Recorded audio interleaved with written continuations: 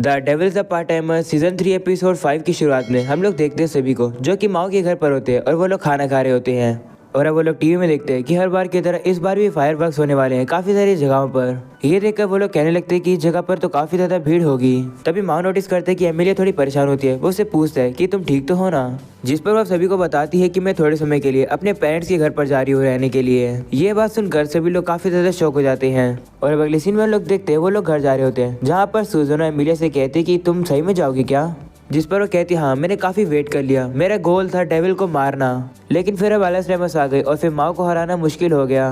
और अब तो एंजल्स और डीमंस आ रहे हैं हमें परेशानी देने के लिए। मैं परेशान हो गई हूँ, ये रैंडम आउटसाइडर आते रहते हैं मुझे परेशान करने के लिए, इसलिए मैंने डिसाइड किया कि मैं थोड़े समय के लिए एंटी इस्लाम में वापस जाऊंगी और वहाँ पर लाइला यानी मेरी मॉम के फुटस्टेप पे मैं चलूँ तो शायद से मुझे कुछ पता चल सकता है। ये सुनकर सुजनों से कहती है क्या इसका मतलब लाइला एक सीक्रेट होल्ड कर रही है। तो एमिली कहती हाँ द सीक्रेट सोर्ड, यश और शार्ड के बारे में और डीमंस और हेवंस के कनेक्शन के बारे में मैं सब कुछ जानना चाहती हूँ, अगर मुझे पता लग पाया तो। तभी चियो एमिली से कहती कि जब आप जाओगे तो मैं आपको गुड बाय करने आ सकती हूँ क्या। तो एमिली कहती नहीं, मैं जाऊंगी मंडे आफ्टरनून को और उस समय तुम्हारा स्कूल है। ये सुनकर चियो दुखी हो जाती है और कहती हाँ। तभी सुजनों से कहती चिंता मत करो, तुम्हारी जगह मैं गुड बाय कर दूंगी एमिलिया को। वहीं पर एमिलिया भी चियो से कहने लगती है घबराने की कोई जरूरत नहीं है, मैं 12 तारीख से पहले आ जाऊंगी।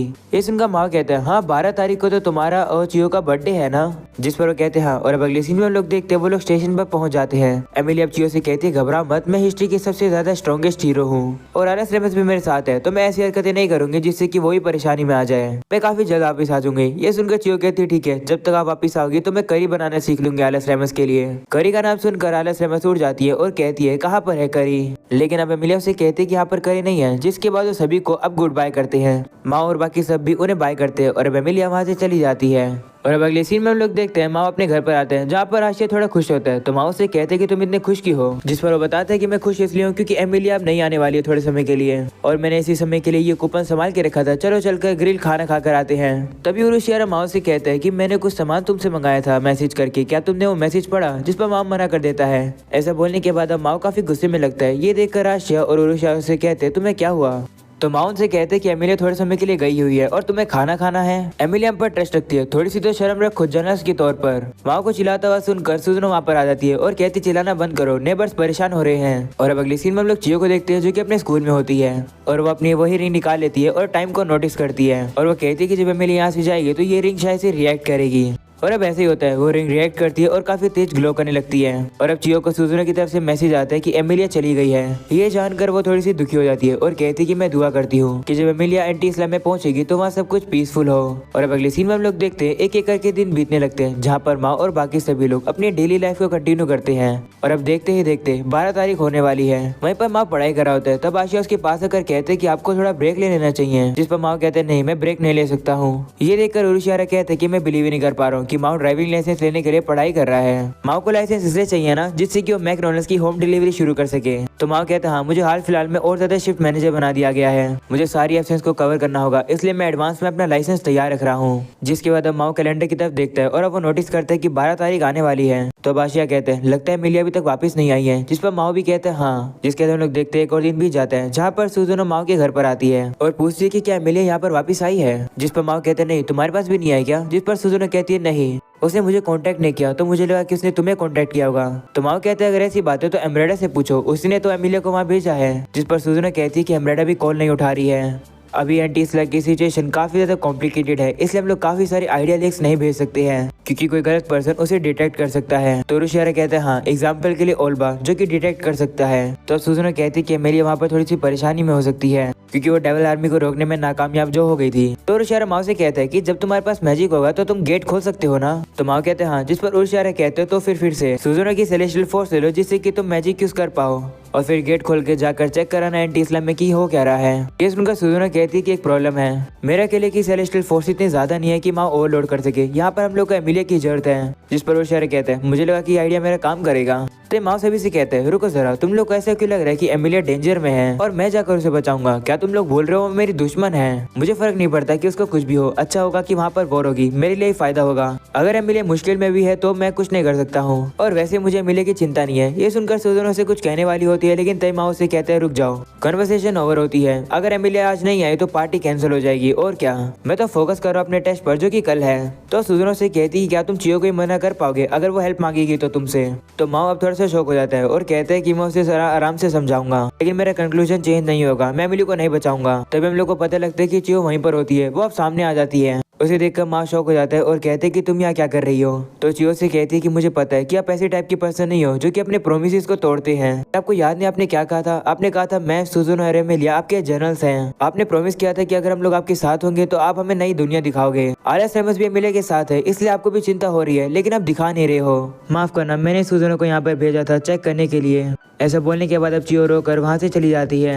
वहीं सुजुनो भी चली जाती है माँ से ये कहकर कि मैं भी कुछ सोचती हूँ कि मैं क्या कर सकती हूँ। जिसके माँ वापस आकर अपने लैपटॉप के सामने बैठ जाता है और काफी गुस्से से टेबल को मुक्का मारता है। तभी आशिया माँ के पास आता है। ये देखकर माँ उससे कहते हैं कि क्या तुम मुझसे ये कहने वाली हो कि मैं एमिलिया की चिंता करूँ? तो आशिया कहते नहीं, अभी हम लोग काफी ज्यादा गंभीर सिचुएशन में हैं। हमारे डेवल आर्म में भी एमिलिया को लड़ाई में नहीं हरा पाई थी, लेकिन अगर एंटी इस्लाम में इंसान इंसान से लड़ रहे हैं तो एमिलिया को लड़ने में थोड़ी दिक्कत हो सकती है। और देखा जाए तो मेयर ब्रांच एवन एमिलिया के भी दुश्मन है। अगर उनमें से किसी को पता चला कि एमिलिया एंटी इस्लाम में है तो वो उसके ऊपर जरूर हमला करेंगे। ये सुनकर माओ कहते हैं कि वो लोग एमिलिया को ताकत में तो नहीं हरा सकते हैं, लेकिन ऐसा हो सकता है वहाँ पर होस्टेजेस हो, यानी कि एम्ब्रेडो को बंदी बनाकर रखा होगा वहाँ पर। तो आशिया कहते हैं कि एम्ब्रेडो को ही क्यों, एमिलिया के चाहने वाले में से किसी को भी होस्टेज बना सकते थे। ऐसे किसी को होस्टेज बनाते जिससे एमिलिया कमजोर पड़ सके। ये सुनकर माओ कहते हैं लेकिन एंटी इस्लाम इतना सब कुछ क्यों करेगी? आखिरकार एमिलिया एक हीरो है जिसने उनकी दुनिया बचाई है। तो आशिया कहते हैं शायद से आपने गलती कर दी है, एमिलिया और सुजुनो को अपना जनस बता दिया फरफरलो के सामने और उसे वापस भेज दिया। तो माओ कहते हैं कि वो तो बस मैंने फ्लो में कह दिया था, वो तो मैंने चियो को प्रोटेक्ट करने के लिए कहा था और इसलिए कहा था कि थोड़े समय के लिए डीमस यहाँ ना आ सके। तभी माओ थोड़ा सोचता है और कहते हैं मुझे समझ आ गया, कहीं एंटी इस्लाम के लोग गुस्सा तो नहीं है क्योंकि उन्हें लग रहा है कि सुजुनो और एमिलिया ने उन्हें बिट्रे कर दिया है। तो आशिया कहते हैं हाँ ऐसा हो सकता है, और शायद से एमिलिया और सुजुनो को इसके बारे में पता था, लेकिन फिर भी उन लोगों ने ये स्टेप लिया जिससे कि चियो डेंजर में ना आ सके। साथ में मुझे ये लगता है कि एमिलिया और सुजुनो हमारे स्टेटस को भी प्रोटेक्ट करना चाहते हैं, वो साथ में ही हमारी लाइफस्टाइल को प्रोटेक्ट करना चाहते हैं, साथ में वो लोग एंजॉय करना चाहते हैं। वहीं उरुशियारा एक चीज पूछ रहा होता है, तभी वो आशिया से कहते हैं कि मैंने एक चीज यहाँ रखी थी, अब यहाँ पर नहीं है, कहाँ रख दिया तुमने उसे? ये सुनकर आशिया गुस्सा होता है और कहते हैं कि यहाँ पर हम लोग सीरियस बातें कर रहे हैं और तुम टाइम पास कर रहे हो। तब माओ से कहते हैं कि इसे इग्नोर करो, तुम आगे बात करो। आशिया कहते हैं ठीक है, एक नॉर्मल ह्यूमन एमिलिया से नहीं लड़ सकता है लड़ाई में, लेकिन कुछ लोग हैं जैसे एंजल्स जो कि एमिलिया को हरा सकते हैं। तब उरुशियारा उनसे कहते हैं कि तुम लोग कुछ ज्यादा ही सोच रहे हो, एंटी इस्लाम में ट्रेन थोड़ी है जो कि यहाँ पर उसे टाइम पर पहुंचा देगी, हो सकता है कि बस उसे आने में थोड़ा लेट हो रहा हो। और वैसे मुझे नहीं लगता कि किसी को भी होस्टेज बनाया होगा, क्योंकि अर्थ पर और एंटी इस्लाम में ऐसा कोई भी नहीं है जो कि एमिलिया को मार सकता है, और जब तक एमिलिया जिंदा है तब तक आलिस रेमस भी ठीक होगी। और अगर मान लेते हैं कि वो मुसीबत में होगी भी तो भी वो तुम्हारी मदद नहीं चाहेगी, तुम्हें तो ये बात पता ही है। ये सुनकर माँ उन दोनों से कहते हैं शुक्रिया, तुम दोनों से बात करके मुझे अब अच्छा फील हो रहा है, और अभी के लिए मैं अपने एग्जाम के ऊपर फोकस करूंगा, जब एमिलिया आएगी तो मैं उसे जरूर चिढ़ाऊंगा लेट आने के लिए। और अब अगले दिन हम लोग देखते हैं फाइनली माँ के एग्जाम का दिन आ जाता है। माँ थोड़ा सा नर्वस होता है, उसके हाथ से उसकी बुक भी गिर जाती है। ये देखकर आशिया माँ से कहते हैं कि थोड़ा नर्वस होना ठीक है, और मुझे पूरा भरोसा है कि आप टेस्ट में जरूर पास होगे, चाहे वो कितना भी डिफिकल्ट हो। ये सुनकर माँ कहते हैं हाँ शुक्रिया, मैं ट्राई करूंगा। ऐसा बोलने के बाद माँ वहाँ से चला जाता है, जिसके बाद माँ एक बस में आता है जहाँ पर वो अपने फोन को उठाकर देखता है और मैं पता लगता है कि आज डेट हो गई है सितंबर 27, यानी एमिलिया को गए हुए काफी ज्यादा समय हो गया है। तभी अचानक से एक लड़की अपने डैड के साथ बस में चढ़ती है और अब वो दोनों माँ के पास आकर बैठ जाते हैं। वहीं पर वो लड़की आलिस रेमस की तरह दिख रही होती है। तभी अचानक से वो लड़की माँ के हाथ को पकड़कर उसे सूंघने लगती है। ये देखकर माँ डर जाता है और उसे कहते हैं कि तुम ये क्या कर रही हो। तभी उस लड़की के डैड माँ से माफी मांगते हैं। वो अपनी बेटी से कहते हैं सुबासा तुम भी माफी मांगो। तब सुबासा ही माँ से माफी मांगती है। तभी अचानक से माँ का स्टेशन आ जाता है और अब माँ जल्दी से उतर के चला जाता है। माँ को जाता हुआ देख सुबासा थोड़ी सी परेशान सी रहती है। और अब अगले सीन में लोग आशिया को देखते हैं जो कि कपड़े सुखा रहा होता है। तभी वहाँ परीक आ जाती है उससे मिलने के लिए, जिसके वापस हम लोग माँ को देखते हैं जो कि वेट कर रहा होता है क्योंकि उसकी बारी आने में अभी थोड़ा टाइम है। तभी सुबासा वहाँ पर आ जाती है और माँ से कहती है कि तुम भी लाइसेंस के लिए यहाँ पर आए हो, तुम कितनी बार टेस्ट दे चुके हो? ये मेरा और मेरे डैड का 10वीं बार है। ये सुनकर माँ कहते हैं क्या तुम लोग की ये 10वीं बार है? मेरा तो ये पहली बार है। ये सुनकर सुबासा अब माँ से उसका नाम पूछती है। मेरा नाम तो सुबासा सातो है और ये है मेरे डैड जिनका नाम है हिरोशी सातो। ये सुनकर माँ कहते हैं ओह मेरा नाम माओ है। ये सुनकर सुबासा कहती है क्या तुम डीमंस के किंग हो? जैसे माँ ये बात सुनता है वो घबरा जाता है और उसके हाथ से वो बुक गिर जाती है। तो सुबासा उस बुक को उठाकर माँ को दे देती है और कहती है घबराने की जरूरत नहीं है, तो नाम एक वीडियो गेम के फाइनल बॉस जैसे लग रहा है। तो माँ कहती कहते ओ ऐसी बात है क्या, माफ करना मैंने कुछ और ही समझ लिया था। ये सुनकर सुबह माओ के हाथ को वापस से सूंघने लगती है तो माओ डर जाता है और कहते क्या किया तुम लोग कितने ज्यादा अजीब हो। ऐसा बोलने के बाद माओ वहाँ से भाग जाता है, जिसके हिरोशी सुभाष से कहते कि तुम्हें ऐसी हरकतें नहीं करनी चाहिए। तो सुभाष से कहते लेकिन उसकी स्मेल थोड़ी सी फेमिलियर लग रही थी, काफी गर्म जगह जहाँ पर मैं काफी सालों पहले रहती थी। और अब अगले सीन में हम लोग रीका को देखते हैं जो कि माओ के घर पर होती है। वहीं आशिया से कहते हैं कि तुम्हें कैसे पता चला कि हमारा घर कहाँ है। तो वो कहते कि जब हम लोग टीवी शॉपिंग के लिए गए थे तब मैंने सुजुनो का नंबर ले लिया था और उसी से एड्रेस पूछ के मैं यहाँ पर आई हूँ कुछ बात करने के लिए। तो आशिया कहते हैं कि तुम एमिलिया के बारे में बात करने आई हो ना।